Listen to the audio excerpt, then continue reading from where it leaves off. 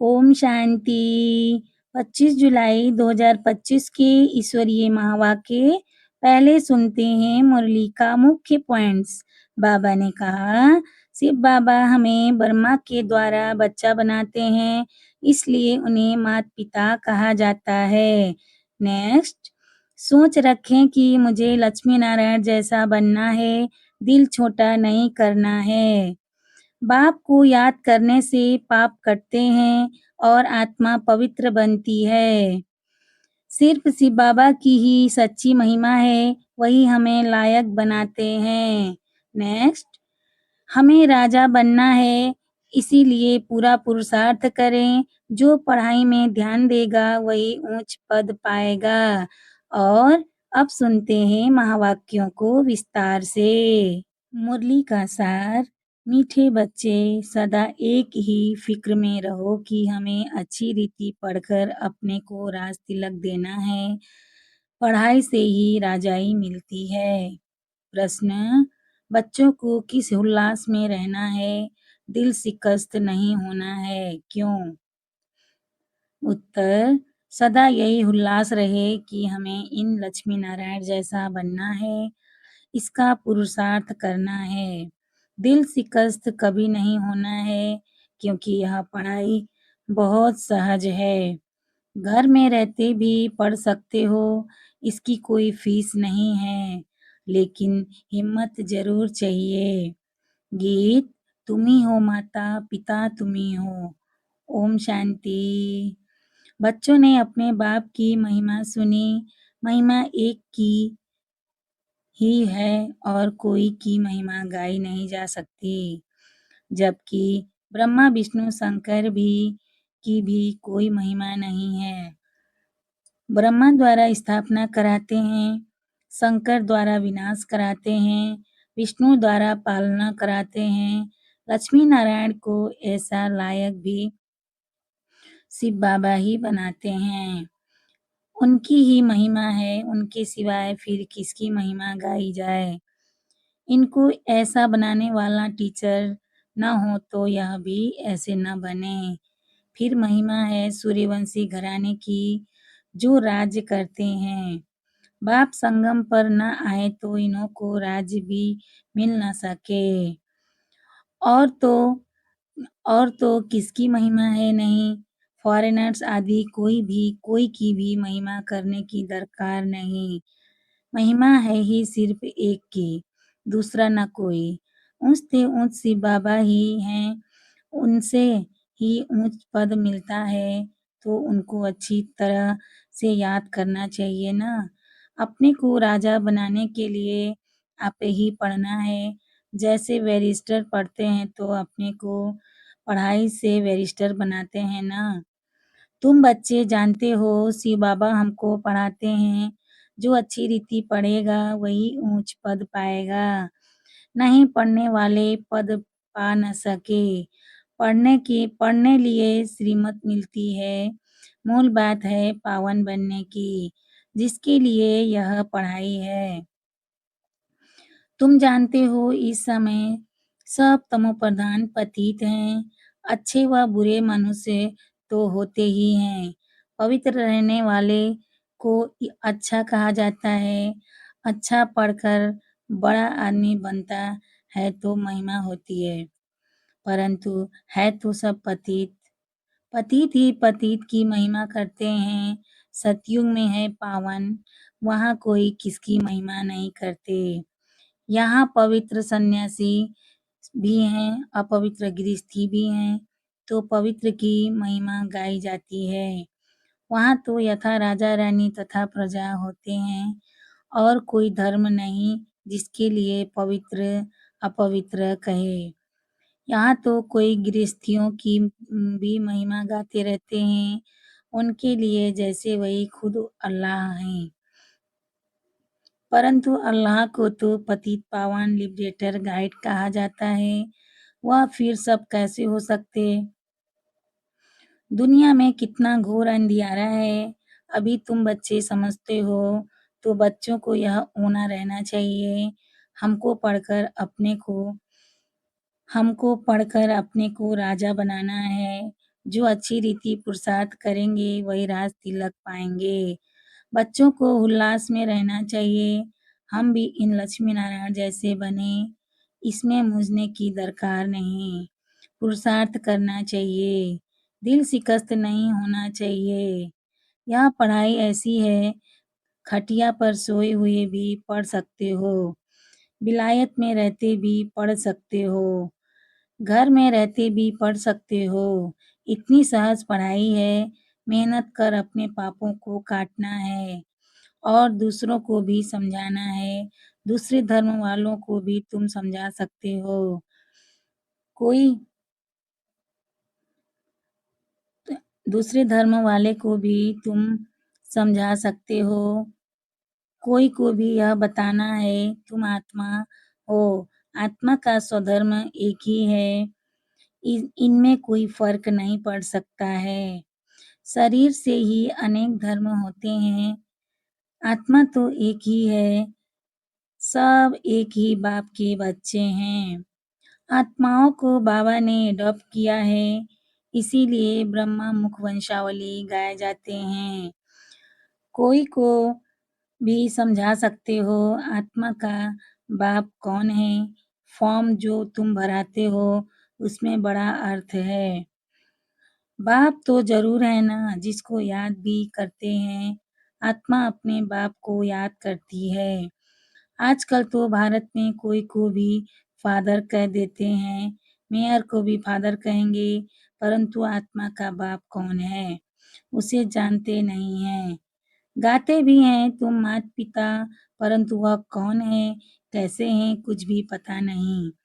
भारत में ही तुम मात पिता कह बुलाते हैं। बाप ही यहाँ आकर मुख वंशावली रचते हैं। भारत को ही मदर कंट्री कहा जाता है, क्योंकि यहाँ ही शिव बाबा माता पिता के रूप में पाठ बजाते हैं। यहाँ ही भगवान को माता पिता के रूप में याद करते हैं।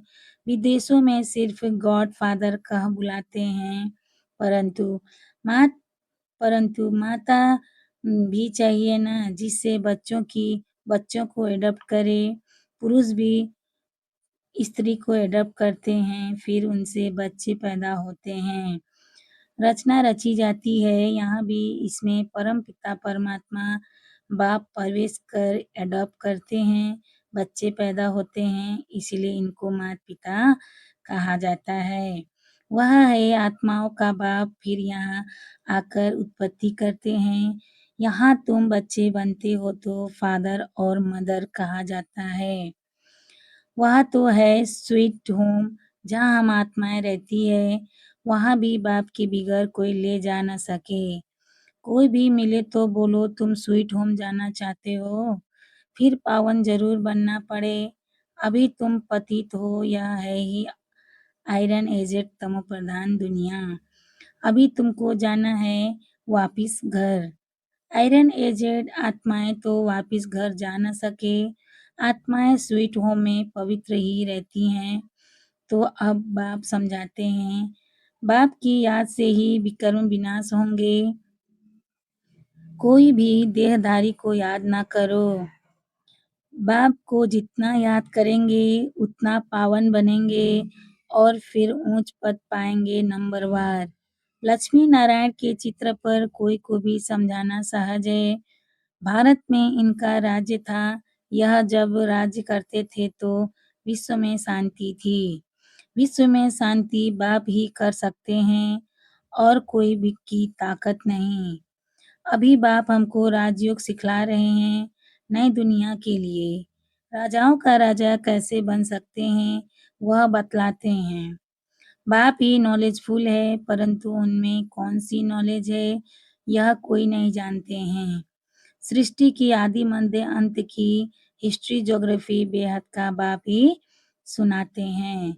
मनुष्य तो कभी कहेंगे सर्वव्यापी है, या कहते सबके अंदर को जानने वाला है, फिर अपने को तो कह न सके। यह सब बातें बाप बैठ समझाते हैं। अच्छी रीति धारण कर और हर्षित होना है।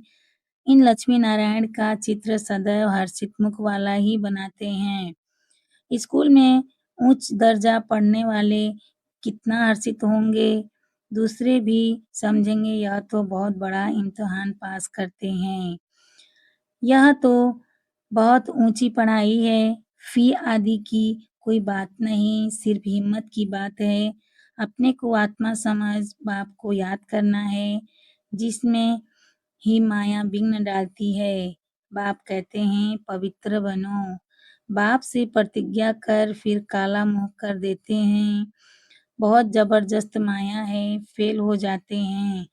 तो फिर उनका नाम नहीं गाया जा सकता। फलाने-फलाने शुरू से लेकर बहुत अच्छे चल रहे हैं, महिमा गाई जाती है। बाप कहते हैं अपने लिए आप ही पुरुषार्थ कर राजधानी प्राप्त करनी है। पढ़ाई से उच्च पद पाना है, यह है ही राजयोग, प्रजा योग नहीं है। परंतु प्रजा भी तो बनेंगे ना।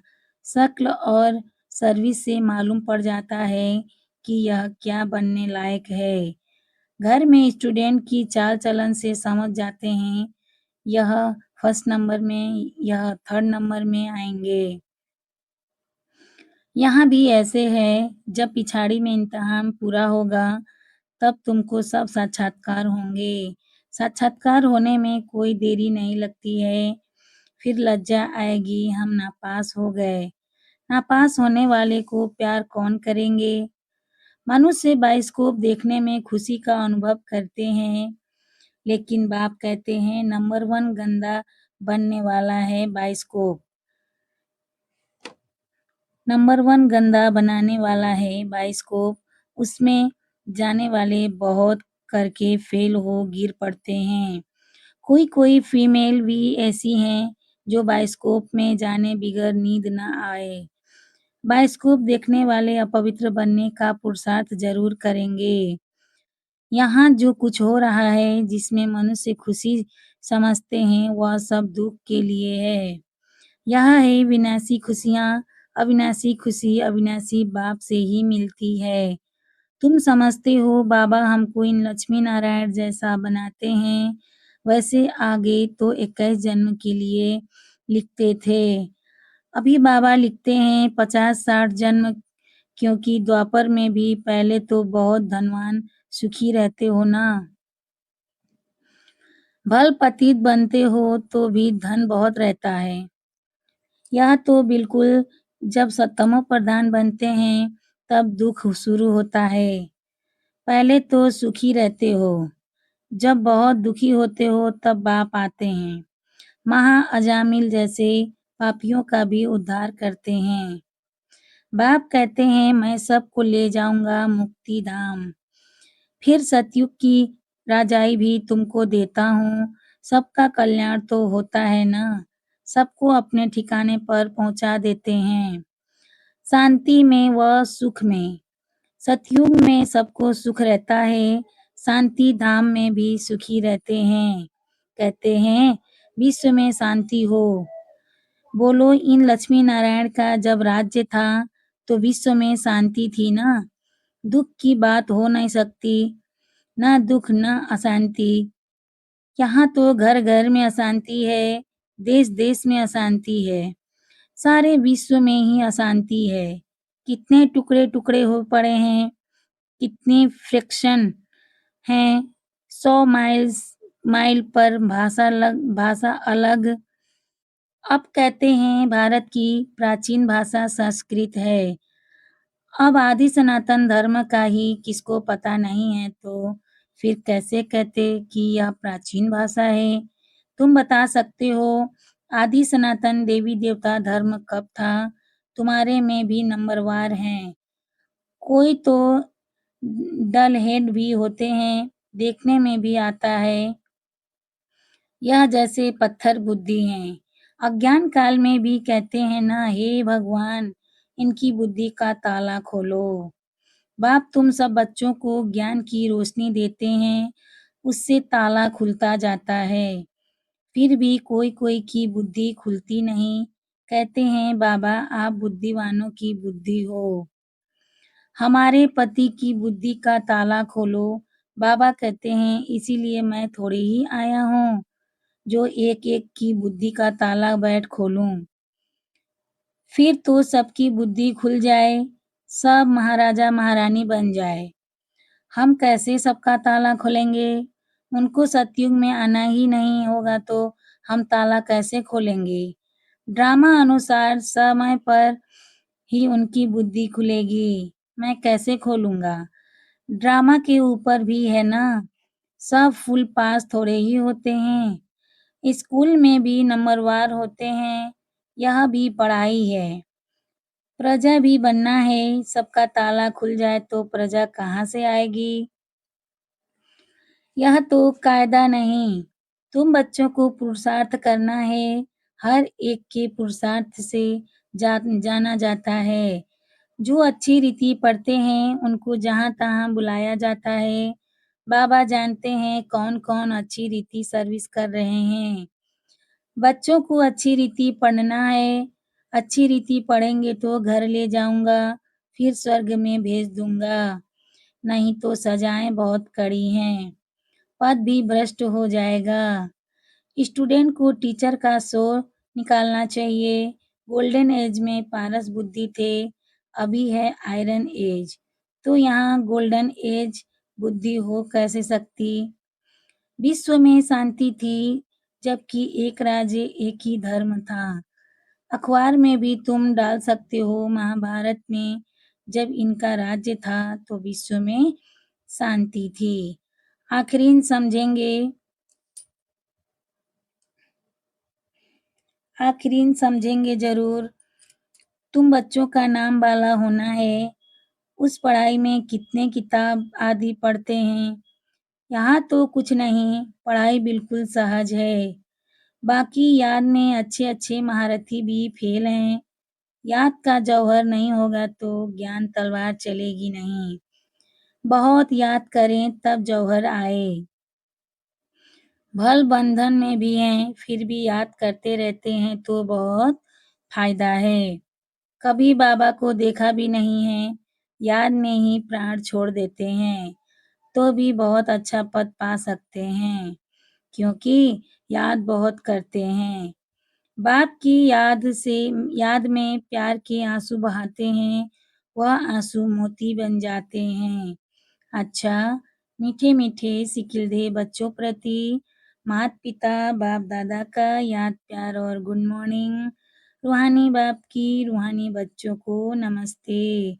हम रूहानी बच्चों की रूहानी माता-पिता, बाप-दादा को याद प्यार, गुड मॉर्निंग, नमस्ते बाबा, नमस्ते बाबा, नमस्ते बाबा।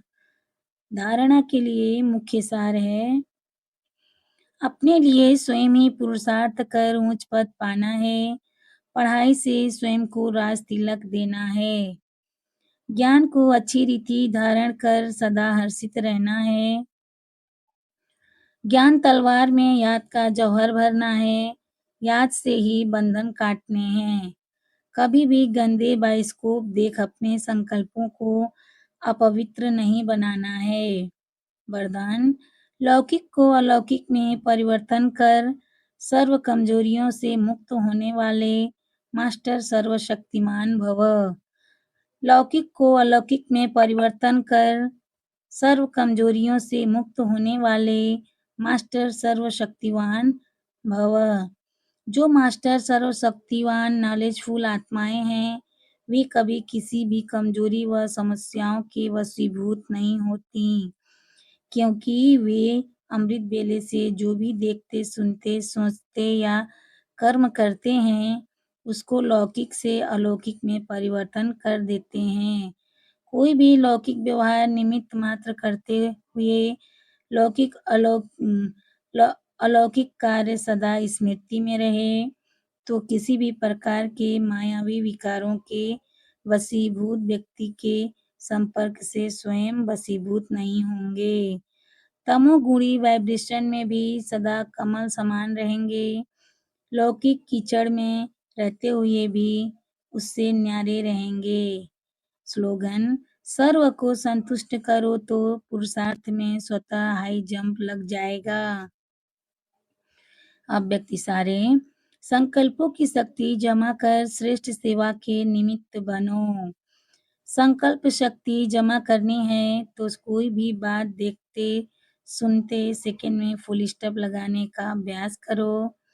अगर संकल्पों में क्यों, क्या की क्यों लगा दी, व्यर्थ की रचना रच ली तो उसकी पालना करनी पड़ेगी।